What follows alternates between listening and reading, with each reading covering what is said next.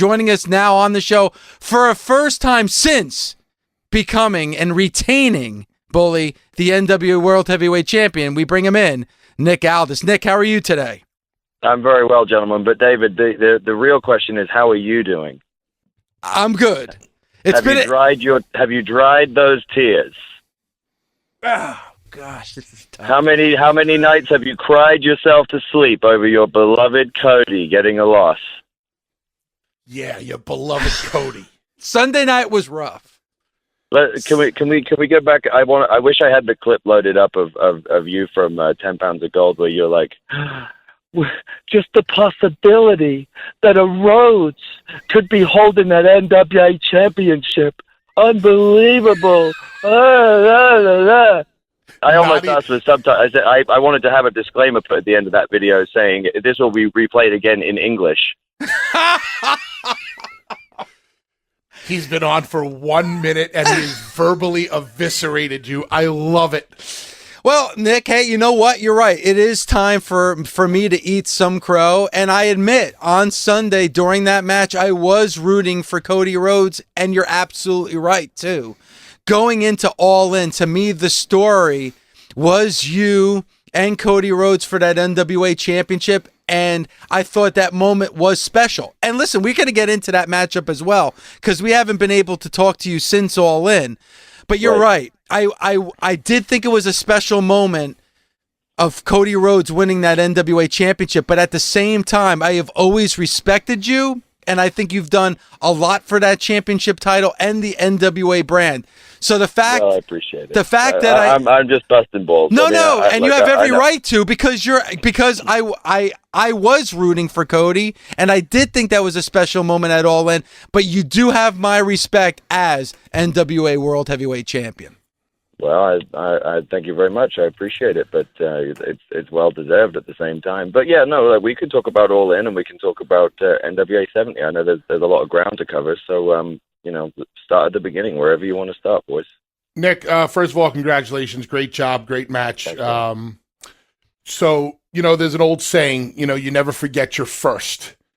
Your first NWA World Heavyweight Championship, you won from Tim Storm, correct? Yeah. And obviously, you were able to get back your championship from Cody the other night. The first is always the most special. But how was it beating Cody? Was it more special for you than beating Tim? Like, take me through the comparison of winning it the first time and the second time.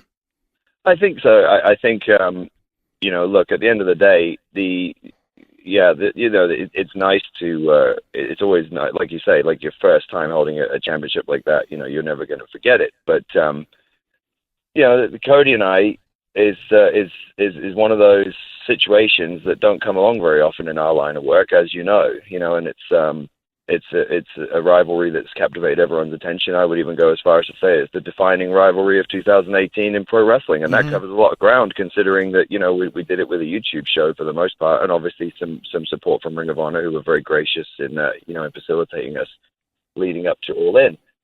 But the reality is we created a situation that culminated, and we all believed in ourselves. We believed in our vision to make that rivalry and that championship match, as big as we could. And we had 11,000 people standing before we even touched. So the reality is that we're in pretty rarefied air at this point. And then, 7 weeks, 6-7 weeks later, we just grossed $100,000 with the rematch. That everyone said, "Oh, this is too soon," and then we just grossed $100K with the rematch. So we're in a good spot. And I love the fact that you brought that up too, because people are questioning where the NWA would go after All In, and I think you just answered that question by saying the gross of the NWA 70th anniversary show. And I want to go back to All In for just a second, because I loved the job that Jim Cornette did on commentary for your match with Tony Schiavone on Sunday at the 70th anniversary show, because Jim Cornette brought up the things that happened in that match at All In, and we haven't been able to talk about this. He said that you, in essence, got screwed in that match because, A, Obviously, Cody could have gotten disqualified by, Brandy Rhodes getting involved in that matchup. Cody Rhodes could have easily been counted out during that matchup. Cody could have been disqualified by DDP's interference in that matchup. And of course, it could have been stopped because of the bleeding that Cody was suffering and the fact that he couldn't get back in the ring. Did you feel coming out of All In that you got screwed in that match? If you had been in my position, would you have felt like, let me ask you something. You spend best part of a year taking on a challenge that not many people wanted, and everybody, all the so-called experts, completely ran down as a completely fruitless endeavor, a ridiculous idea, wasn't going anywhere, and then you build it to a point where in less than a year you're the focal point of one of the most talked about shows in wrestling history, but certainly of this year. But you're doing it against an opponent who booked the show, promoted the show, organized the referee. You know what I'm saying?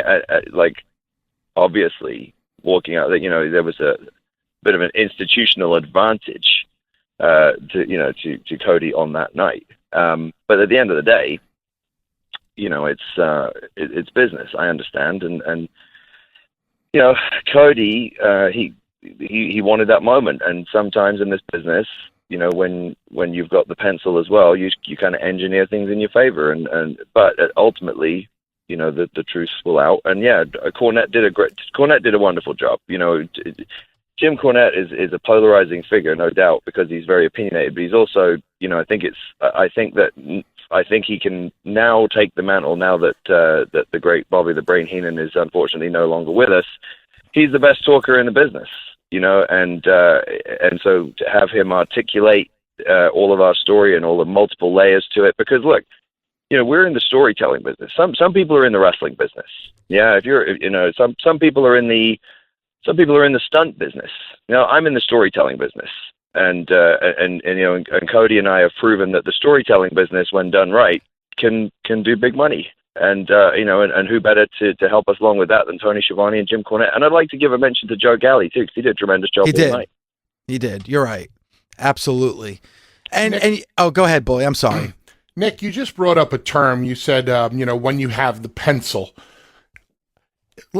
Hypothetically, if you had the pencil, what would you have done differently, or would you have done anything differently with All In, with the NWA 70th anniversary match, or possibly even beyond? You are such a cad, I tell you. A cad? Is that good or bad? Yeah, it's good. It's ambiguous. But in this case, I'd say it's good. You like to put the cat among the pigeons. I understand that. I appreciate that about you. But well, look, the last time I was on the show, I distinctly recall you describing my approach to this business as like I play it like a game of chess, and I appreciate it very much. And in comparison to a lot of people in the business and a lot of fans and a lot of the armchair bookers who play it like checkers, they see one move and they go, "Duh, that was a dumb move. Why'd you do it like that?" You got to think a few moves ahead here, and frankly, the decisions were made based on the circumstances that we had and what we knew we had at our disposal for the time being and for the foreseeable future. I think it's no secret at this point that, Cody's contract's coming up with Ring of Honor. So that sort of presents you with two different situations. One being that he's, everything we did was at the grace of Ring of Honor, and they were very gracious. In allowing us to be a part of their show and to sort of promote our own stuff and to, give Cody the moment he wanted and everything like that.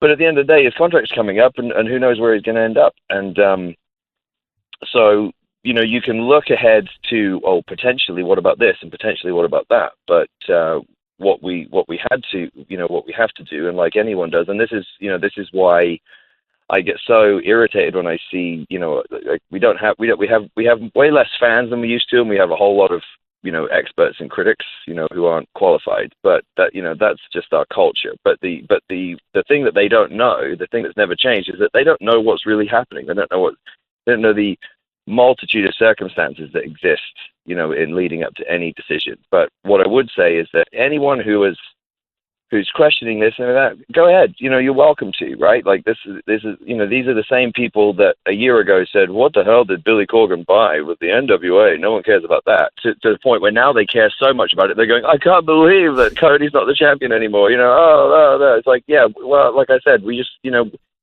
just put a bunch of money in the bank with the rematch, you know, and we're trying to build our business here. So, you know, there's plenty to move forward with. And, you know, I pick up the Aldis Crusade. I defended the title on 4 different continents before All In, you know, in the space of a year. I've already had challenges from Blue Demon in Mexico. I've got Puerto Rico coming up on the horizon. You know, a bunch of interest from Europe. I've even had a promoter in the Middle East. You know, I know you guys were talking about Crown Jewel before I came on. You know, there's a ton of interest here. You know, and the reality is that I continue my quest to have this recognized as the real World Championship. It is the World Championship as far as I'm concerned. I noticed after the match when you won that NWA Championship, you kind of peered down at Billy Corgan, and you gave me an earful, justifiably so, about how much I was rooting and wanted that moment for Cody Rhodes at All In. Was it also justification for Billy Corgan that, hey, I am the guy that can really run this brand, and don't forget about all the attention I put on your brand leading up to the match at All In? No, it wasn't like that. No, not at all. He knows. You know, Billy's a smart guy. He's the smartest guy in the room because he's the one who, despite everyone, you know, claiming that they knew what was going to happen or what would happen next or why this is a good move or why this is a bad move, he's the one who goes, no, I'm doing my move, and so far it's proven well. So he's the smartest guy in the room as far as I'm concerned. And ultimately, he's the one with the biggest balls because he puts his money up, right? Mm-hmm. And Dave Lagana puts his time up, and I put my time up, and you know, and the fact is that Cody's, you know, look, he's a businessman, right? But he's got he's trying to keep a bunch of pots boiling, right? And that's understandable. I've got one pot boiling right now, yeah. So I'm focusing solely on that, you know. And the reality is that sometimes if you can play the game a little too much. Sometimes you can overplay your hand, and I'm not suggesting that Cody's doing that or anyone else is doing that, but you have to be careful. What I'm doing is committing, you know, so that the people who are following the NWA brand and following my brand and following our vision and appreciate what we're doing, they can have trust in me, and that goes a long way with an audience where things are rapidly changing right now. Nick, from a storyline point of view and from a fan interest point of view, do you think you and Cody could have a third match? And if you did, where would you like to see it happen? I don't think there's any doubt in anyone's mind at this point that a third match would do well, would do good business. Where it happens, it's very hard to say. Although I would say that we had Chicago, which was, yes, it's not Cody's home field geographically per se, but it was a home field advantage for him because it was his fans, because it was an event sold on that premise, of him and the Bucks and everything like that. And then Nashville's like 3.5 hours up the interstate from Marietta, Georgia. So like as far as a home field advantage goes, it hasn't exactly been in my favor, and that's. And if you watch the whole match in Nashville, by the time we got about halfway through that, there were dueling chants for both of us. So I won the crowd in Nashville, and obviously Nashville, I have a long history with that town, and I love that town. But I think if I'm the champion and Cody wants to make another challenge at some point down the road, this might be my time to say, all right, well, it's going to happen in the UK then. It's happening in London. What would it be like though? We talk about Madison Square Garden, and I knew you were heading there, boys. I knew this was coming up. People call it the Mecca of pro wrestling. Sold out crowd already. To be able to defend the NWA Championship in a building where that NWA Championship hasn't been defended in about 40 years. I mean, is that a moment you would want to see? And maybe is that the right venue for a third match between you and Cody? Look, I think anybody in my position, anyone with a pulse in this business, would want that opportunity, right, to make history in Madison Square Garden. Obviously, that was the first thing I was thinking of when, regaining the championship. And I've made that feeling known, internally. Where Cody ends up in all that is that's up to him. I can't concern myself with Cody, but let me answer your question with a question of my own, gentlemen. If I were to say, or if Ring of Honor, let's hypothetically say Ring of Honor and the NWA, who have a very good relationship, and Joe Koff has been very, very good to me and been very professional. We've all gotten very, very well.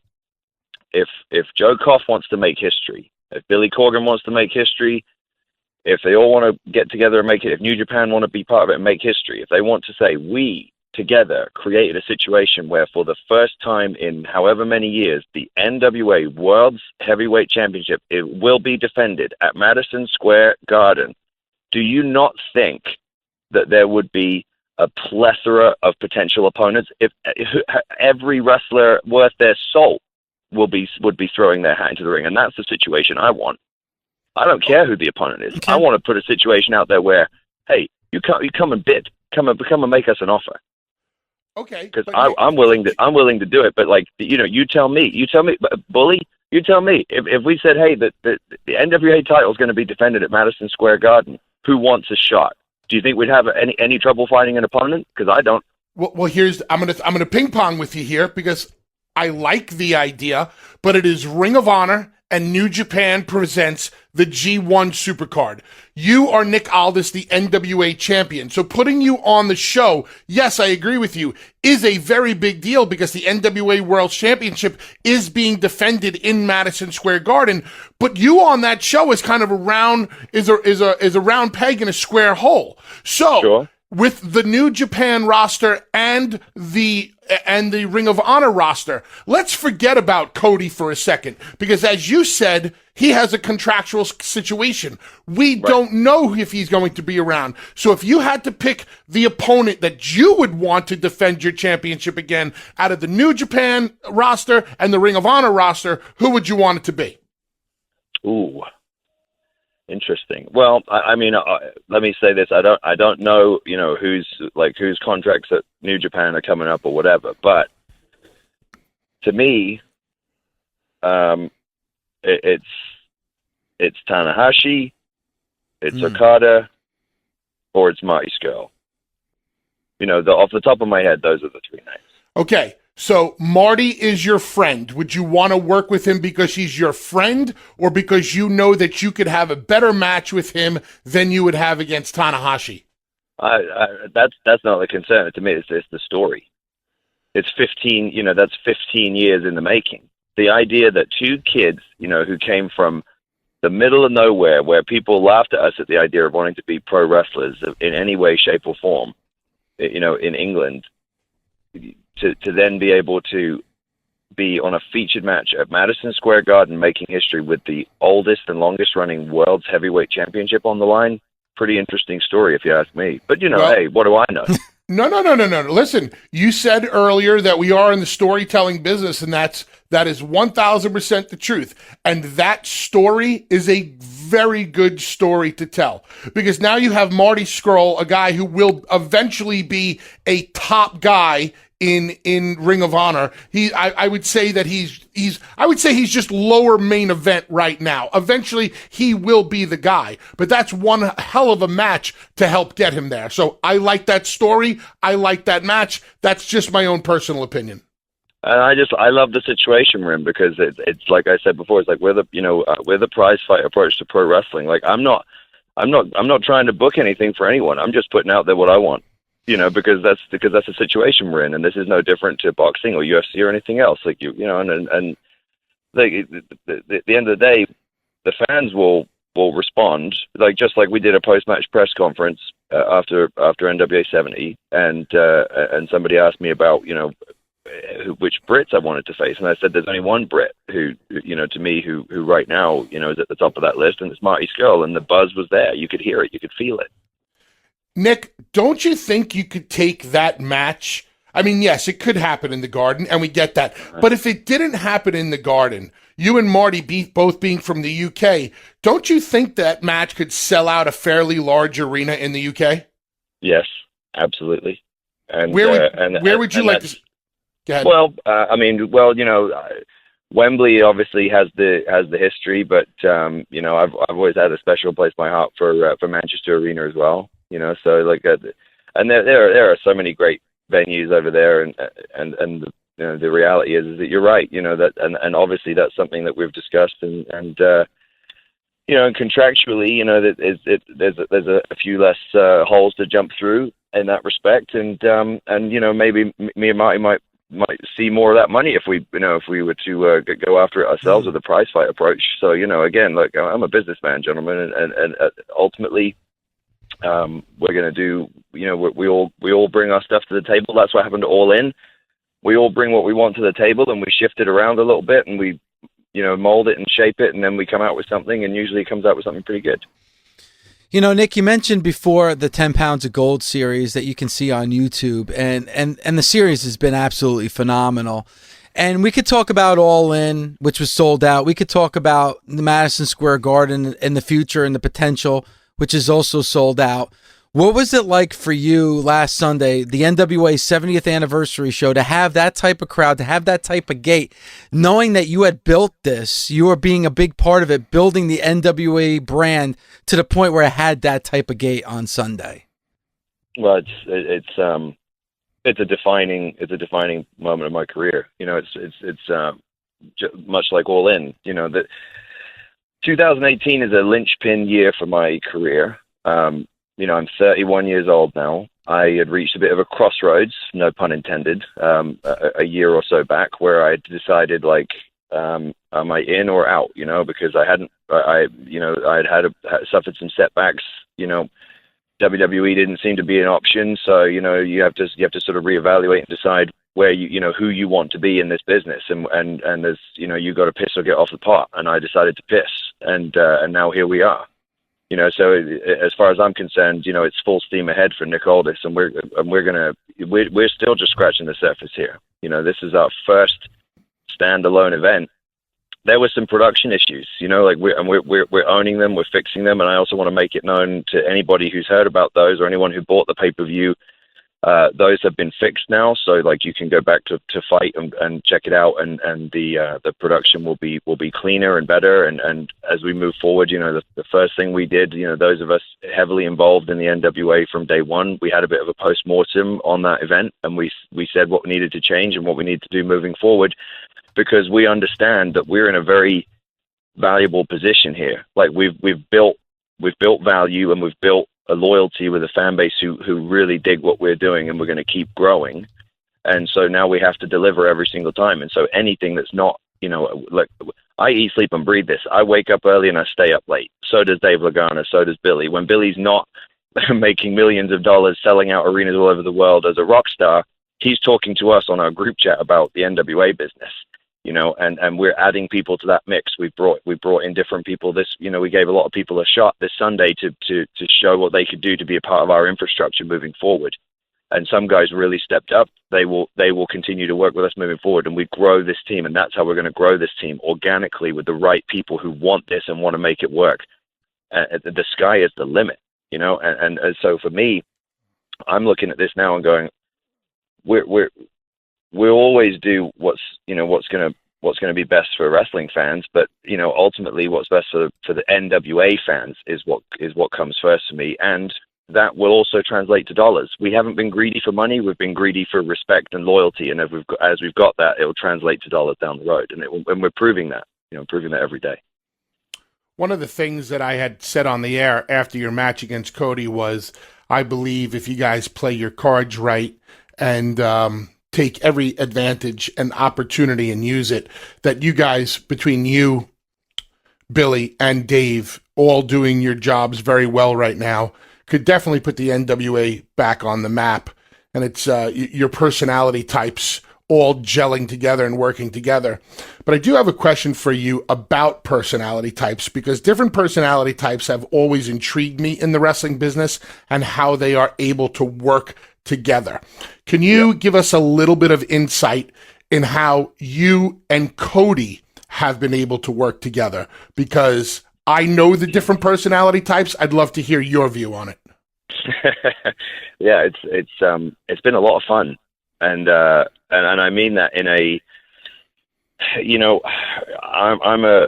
I come from a real sports, you know, background. I was a real sports kid. I loved this business from the minute I became a fan of it, but I was a real sports kid. And what I mean by that is that, and I was the youngest. I'm the youngest of 5 siblings. I'm competitive, you know, I'm scrappy. I'm competitive. I have a big mouth. I don't shut up. You know what I mean? Like I will, and Cody, you know, Cody is, although we have vastly different origin stories, obviously, you know, we, in many ways, we're similar. I would say that he is a master of, and I mean this in the best possible way.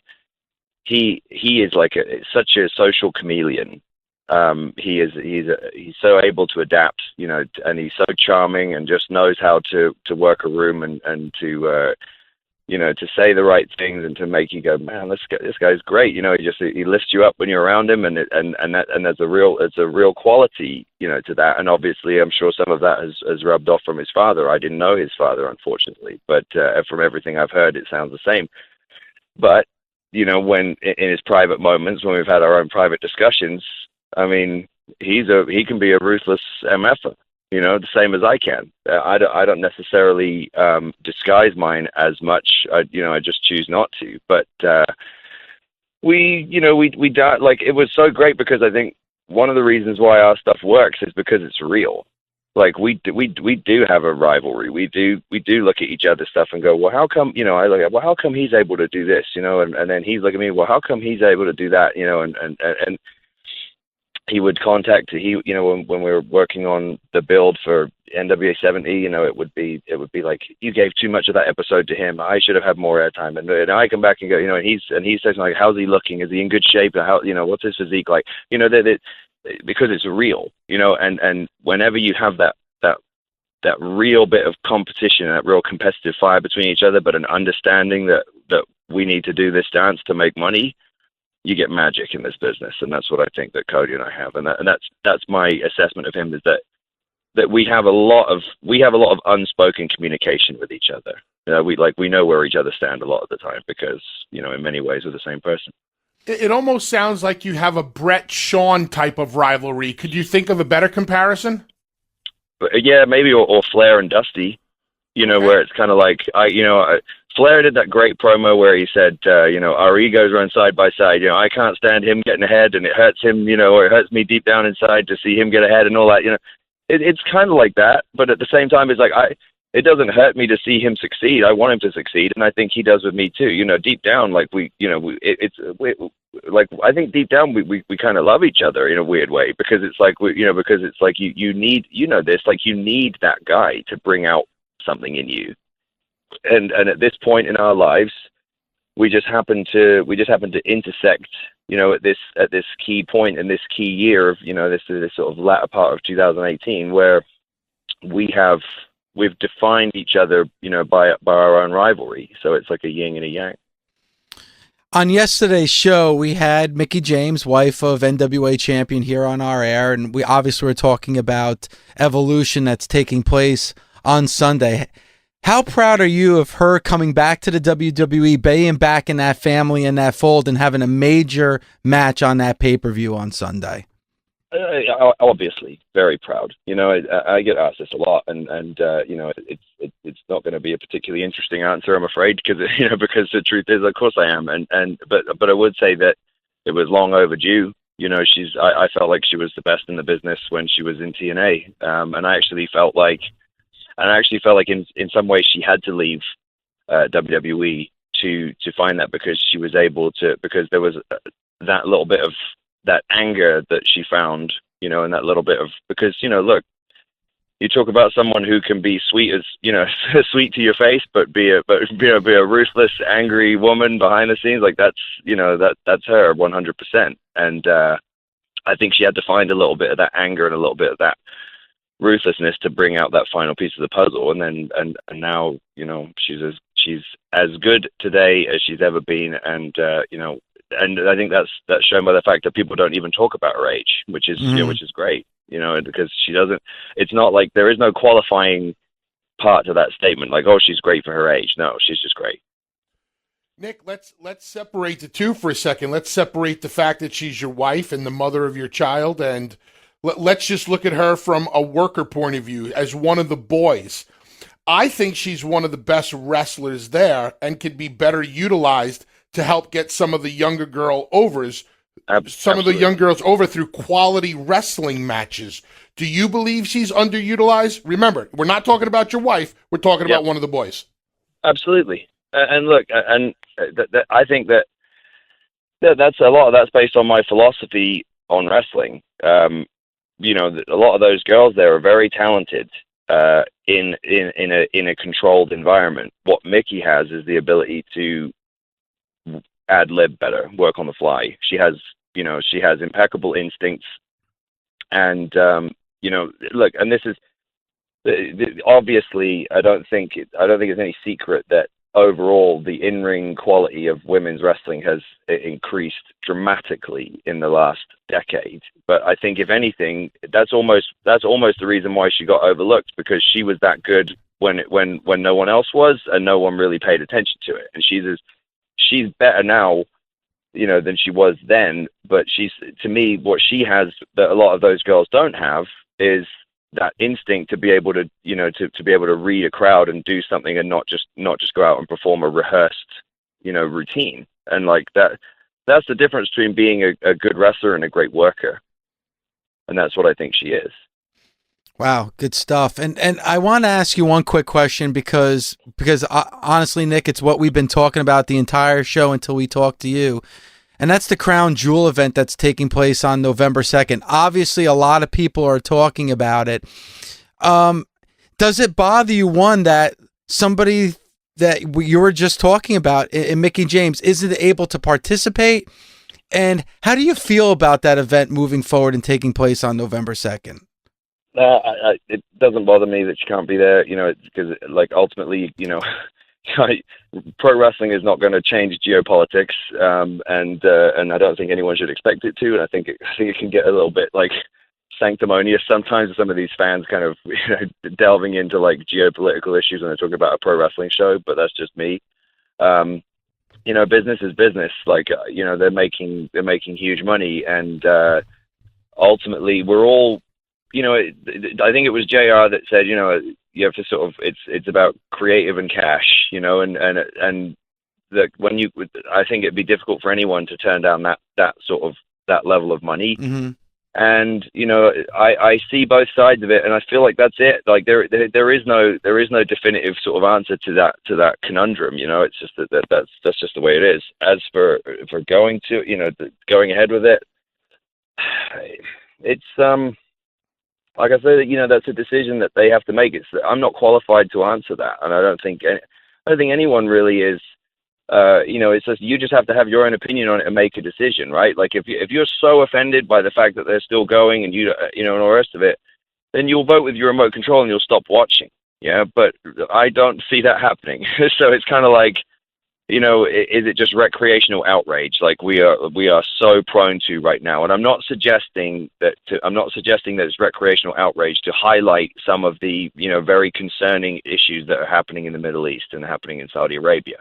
But most of the people commenting on it are grossly underqualified to do so, in my opinion. And ultimately, it's like, isn't it about pro wrestling? Isn't it about getting the product out to as many people and creating a situation where the boys can make money? Like there are some pretty rotten things happening in this country. There are some pretty rotten things happening in England. There are some pretty rotten things happening in Europe and in Asia and all sorts of different places that some people may not agree with on every level. But we're not going to say, right, you don't get WWE anymore. You don't get pro wrestling because of this situation. Obviously, if we were at war with that country, it'd be a different situation, but we're not. So, I don't know, go ahead and do it and make some money, just make sure everybody's safe and make sure that we're not going to sort of create a larger problem here. But look at that, with that level of money, the security is going to be 100% airtight, and I don't see any. It will blow over, and they'll put a bunch of money in the bank, and they'll be able to keep driving the car, because at the end of the day, them doing well does the industry well, because it pumps more money into the wrestling economy, which then helps all of us. Perfect. A great answer, Nick. Perfect answer. And I appreciate the candidness as well. And listen, whether I was rooting for Cody on Sunday or not, I was. I have a lot of respect for you as NWA champion. I think you've done phenomenal work, the best of your career, without a doubt. I agree. As a fan of the NWA, I can look at you as champion and be happy as you as champion, because I think you've done wonders, not only for that NWA title, but the NWA brand itself. And I really appreciate you giving us the time today. No worries. And just so you know, David, Nick Aldis tees are available at Pro Wrestling Tees as well, if you want to change your addiction. If you need something to sleep in. Well, you know what? Out of respect, or maybe get one for your wife. Before they bring out a what was it that Bully said about the cruise before I came on? The Polish pork knuckle or something. That's going to be a T-shirt, right? Come on, guys. Oh yeah, get with it. Yeah. We gotta get SiriusXM on that. They've been very lax when it comes to merchandise for this show. I just like to point out that I stayed away from the very obvious softball of someone giving her a Polish hammer. Oops, sorry. Yes. Oh boy. Oh my God. I better keep her locked up on that Jericho cruise. Nick, thank you so much for the time. We really appreciate it. No worries. Thanks, boys. Keep up the great work, Nick.